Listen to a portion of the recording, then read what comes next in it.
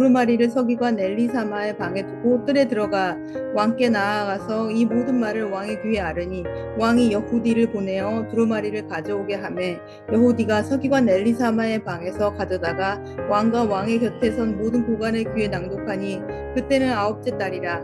왕이 겨울 궁전에 앉았고 그 앞에는 불피운 화로가 있더라. 여후디가 서너 쪽을 낭독하면 왕이 칼로 그것을 연하여 베어 화로불에 던져서 두루마리를 모두 태웠더라. 왕과 그의 신하들이 그 모든 말을 듣고도 두려워하거나 자기들의 옷을 찢지 아니하고 엘라단과 들라야와 그마랴가 왕께 두루마리를 불사르지 말도록 아뢰어도 왕이 듣지 아니하였으며 왕이 왕의 아들 여라무엘과 아스리엘의 아들 스라야와 압디엘의 아들 셀레마에게 명령하여 서기관 바룩과 선지자 예레미야를 잡으라 명하였으나 여호와께서 그들을 숨기셨더라. 왕이 두루마리와 바룩이 예레미야의 입을 통해 기록한 말씀을 불사른 후에 여호와의 말씀이 예레미야에게 임하니라. 이르시되 너는 다시 다른 두루마리를 가지고 유다의 여호와김 왕이 불사른 첫 두루마리의 모든 말을 기록하고 또 유다의 여호와김 왕에 대하여 이와 같이 말하기를 여호와의 말씀에 내가 이 두루마리를 불사르며 말하기를 내가 어찌하여 바벨론의 왕이 반드시 와서 이 땅을 멸하고 사람과 짐승을 이 땅에서 없어지게 하리라 하는 말을 이 두루마리에 기록하였느냐 하도다. 그러므로 여호와께서 유다의 왕 여호와김에 대하여 이와 같이 말씀하시니라. 그에게 다윗의 왕위에 앉을 자가 없게 될 것이요 그의 시체는 버림을 당하여 낮에는 더위 밤에는 추위를 당하리라. 또 내가 그와 그의 자손과 신하들을 그들의 죄악으로 말미암아 벌할 것이라. 내가 일찍이 그들과 예루살렘 주민과 유다 사람에게 그 모든 재난을 내리리라 선포하였으나 그들이 듣지 아니하였느니라. 이에 예레미야가 다른 두루마리를 가져다가 네리야의 아들 서기관 바룩에게 주매 그가 유다의 여호와김 왕이 불사른 책에 모든 말을 예레미야가 전하는 대로 기록하고 그 외에도 그 같은 말을 많이 더하였더라. 예레미야를 통해 바룩이 기록한 하나님의 말씀, 그 말씀을 전하게 했고 그 말씀을 들은 고관들은 생각했습니다. 이것은 반드시 왕에게 전해져야 한다. 그래서 그들이 왕을 찾아갑니다. 여호야김 왕은 여후디라는 사람에게 그 두루마리의 책을 읽도록 합니다. 왕은 읽은 부분을 칼로 베어내게 합니다. 그리고 그 베어낸 부분을 화롯불에 던지게 했고 태워버렸습니다. 그리고 또 태웠습니다. 결국 말씀을 다 태워버렸습니다. 다시 말해서 왕은 말씀을 듣기는 들었지만 그 말씀을 무시했고 하나님의 모든 경고를 받아들이지 않겠다라고 작정하고 다 태워버린 그런 사람이었다는 것이죠. 왕은 하나님의 말씀을 다 태워버리는 것에서 멈추지 않고 그것을 기록한 서기관 바룩과 또 그것을 전달한 선지자 예레미야를 잡아들이라 이렇게 명하기까지 합니다. 하나님은 그들을 왕의 손에서 피할 수 있게 하셨습니다. 여호야김 왕, 그는 대놓고 하나님의 말씀을 무시했고 하나님의 가르침과 경고를 무가치하게 여긴 왕이었습니다. 그런 여호야김의 모습은 마치 프랑스의 사상가 볼테르라는 사람을 떠올리게 합니다. 계몽주의 시대의 철학자였던 볼테르, 그는 무신론자였습니다. 하나님 없다, 천국도 없다, 지옥도 없다, 이런 주장을 펼쳤습니다.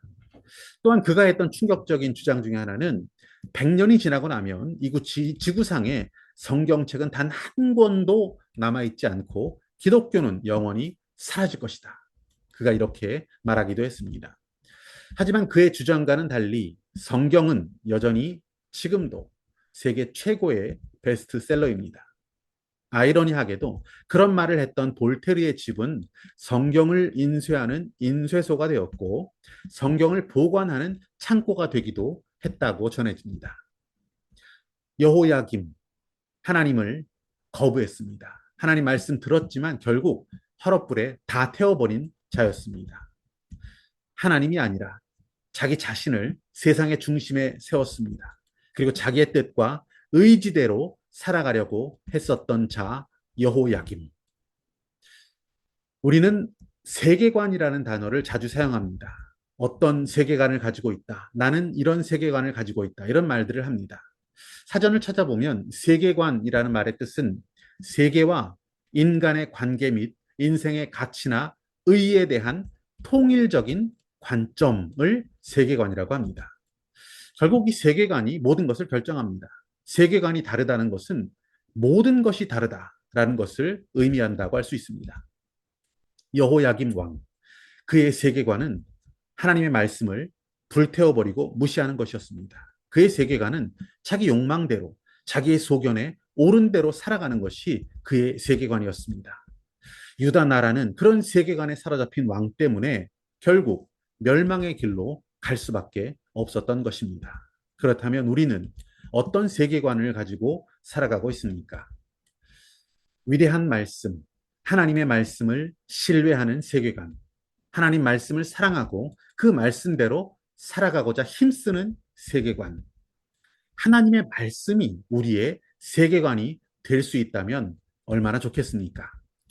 우리의 영원한 모범과 본이 되어주신 주님의 세계관, 그것은 한마디로 말씀대로 사는 삶, 말씀 그 자체가 우리 주님의 세계관이었다고 할 수 있습니다. 말씀으로 세상을 지으신 바로 그분, 말씀으로 우주 만물을 운행하시는 그분, 말씀 그 자체이신 그분, 육신이 되어서 그 말씀이 육신이 되어 이 땅에 오신 분, 그리고 그 모든 삶을 말씀 성취에 그리고 말씀을 실천하기 위해서 사랑하고 희생하고 섬기고 나누었던 그분, 말씀대로 구원을 이루신 그분, 말씀이 바로 우리 주님의 세계관이었다는 것이죠.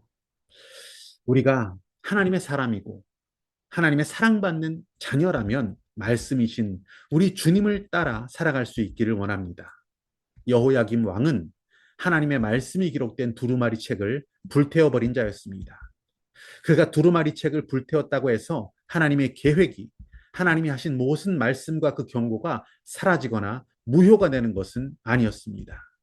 결국 그는 하나님의 말씀을 떠난 세계관을 가지고 살았고 심판과 저주 가운데 망하는 길로 가고 말았습니다.